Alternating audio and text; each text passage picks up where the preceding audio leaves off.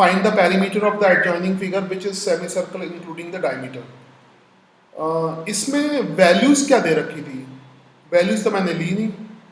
इसमें क्या दे रखा था मैंने? सर वो दिया है, हाँ, सिर्फ एक ही दिया 10 सेंटीमीटर। 10 वो जो सेंटीमीटर क्या लाइन है दिया ना वो है? 10। वैल्यूज क्या? हाँ, 10 सेंटीमीटर दे रखा। Okay, got it got it got it. तो 10 सेंटीमीटर दे रखा है। ये जो चीज़ है ध्यान से देखो, सब लोग इसको ध्यान से देखो। ये डायमीटर इसका 10 सेंटीमीटर दे रखा है। तो अगर इसका डायमीटर 10 सेंटीमीटर होगा तो रेडियस 5 सेंटीमीटर हो जाएगा। इसका जो रेडियस होगा वो 5 सेंटीमीटर हो जाएगा, है ना? You can write it like this, radius is equal to 5 centimetre. ठीक है। अब इसने पूछा है पेरीमीटर। पेरीमीटर का मतलब क्या होता है बच्चों, समझना। पेरीमीटर होता है ये टोटल इसकी बाहर की जो लेंथ होती है, किसी भी चीज की जो बाहर की लेंथ होती है वही पेरीमीटर होता है। इसका पेरीमीटर, सर्कल का पेरीमीटर 2πr होता था। याद करो, मैं रफली बना रहा हूं। सर्कल का पेरीमीटर 2π, मैं रफ सर्कल बना रहा हूं। सर्कल का पेरीमीटर का मतलब है ये पूरी इसकी लेंथ, ये पूरी इसकी लेंथ, है ना? या इससे पहले हमने रेक्टेंगल यूज किया था, तो रेक्टेंगल के पेरीमीटर का मतलब होता था रेक्टेंगल की बाहर की टोटल लेंथ। उसका मतलब समझना कि मतलब क्या होता है।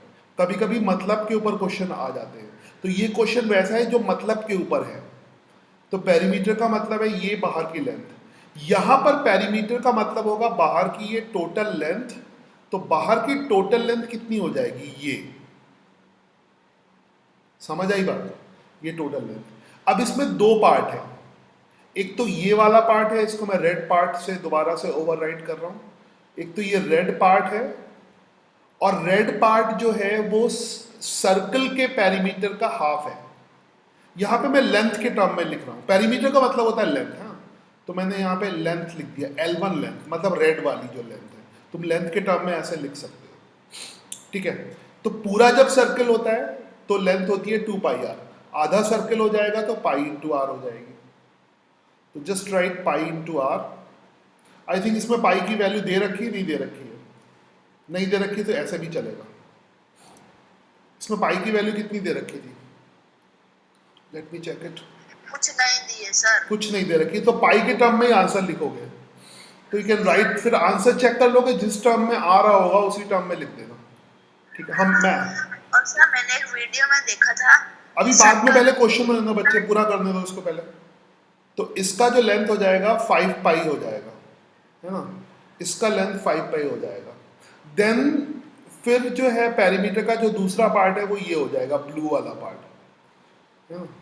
तो पेरीमीटर के दूसरे पार्ट की जो लेंथ हो जाएगी वो L2 इज इक्वल टू कितना हो जाएगी?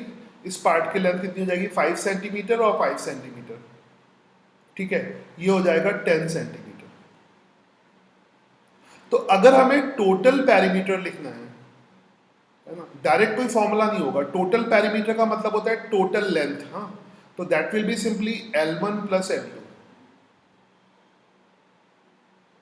मैं बहुत ही प्रॉपर तरह से लिख के कर रहा हूं ताकि समझ लो। L1 कितना हो जाएगा? 5π प्लस L2 कितना हो जाएगा? 10 सेंटीमीटर। तो you can write like this, 5π plus 10 centimetre, या पाई की वैल्यू भी पुट कर सकते हो इफ यू वांट। तो इसको फर्दर कैलकुलेट कर सकते हो अगर पाई की वैल्यू, अगर पाई की वैल्यू नहीं दे रखी है तो इतना ही करके छोड़ दो, this will be the final answer. अगर उसने पाई की वैल्यू नहीं दे रखी है तो ऐसे ही कर दो, नहीं तो तुम चाहो तो पाई की वैल्यू पुट भी कर सकते हो। अक्सर वो वैल्यू तब पुट करते जब दी होती है, हाँ।